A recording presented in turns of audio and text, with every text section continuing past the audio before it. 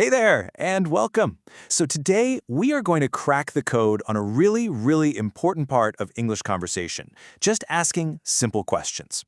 If you've ever felt that your questions sound a little off, maybe a bit too direct, especially if you're thinking in Russian first, then you are in exactly the right place. We're going to get this figured out. All right, let's just jump right in with a classic example. In Russian, "Ты работаешь" is totally fine, right? The intonation, the way your voice goes up, does all the heavy lifting. But if you translate that word for word, you get "you work." And in English, well, that doesn't really sound like a question. It almost sounds like you're surprised, or maybe even accusing someone of working. So yeah, it's pretty clear something is missing. So, what is that missing ingredient? What is the secret sauce that turns a statement into a perfectly natural-sounding English question? Well, you'll be happy to know the answer is actually way simpler than you might think. And here it is. The entire secret comes down to two little but super powerful helper words: do and does. Think of these words as the special key that unlocks a proper question in the simple present tense.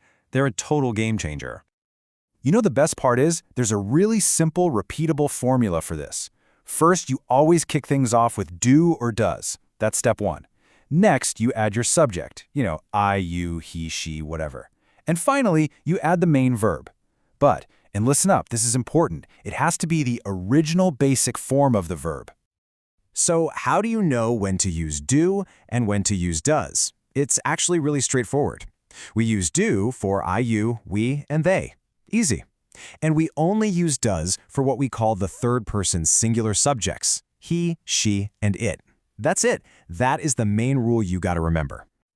Okay, and this brings us to what I call the golden rule. You have to remember this.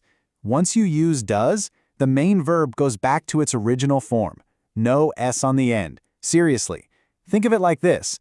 The word does already has the S, so it's doing that job for you. The main verb can just relax. So it's always, does he work? And never ever, does he works. All right, so you're feeling good, you've got it down. And then, of course, English throws a curveball. There is one major exception to this rule. But don't worry, once you see what it is, it'll make perfect sense. And it's for the most common verb in the entire English language. And that big exception is the verb to be. You know, our good friends am, is, and are. Whenever you're using these words, you can just completely forget about do and does. They are not invited to this party. Instead, you do something much simpler. You just swap the subject and the verb. Just look at this example. It makes it so clear. We would never ever say, "Do you be from Moscow?" The verb here is are, so we don't need a helper. We just invert it. The statement, "You are from Moscow," becomes the question, "Are you from Moscow?" See? So much easier. Okay, so you've just asked a perfect question. Awesome. But what about answering? Let's say someone asks you, "Do you like coffee?" How can you answer in a way that sounds really fluent and natural and not robotic? Now look, just saying yes isn't technically wrong, but in a real conversation, it can feel a little abrupt, a little short. To sound more natural, more friendly, you use that little helper word again. Yes, I do. It's such a tiny change, but trust me, it makes a huge difference in the flow of the conversation. And guess what? Just like with the questions, there's a super simple formula for these short answers. If it's a yes, it's yes plus your subject plus do or does. If it's a no, it's no plus your subject plus don't or doesn't. If you stick to this pattern, your answers are going to sound perfect every single time. Okay, let's do a quick fire round and nail down some common mistakes. The absolute biggest one is just forgetting the helper word entirely. It's not, "You like pizza." You've got to use that helper to signal that a question is coming. Do you like pizza? And mistake number 2, this is our golden rule again. Remember, does already took the S, so the main verb doesn't need one. It's always, does he work here? And finally, mistake number 3, trying to mix the two different rules together. If you see am, is, or are, a little alarm should go off in your head. No do or does. The question is simply, are you a student? Okay, time to put you to the test. It's your turn.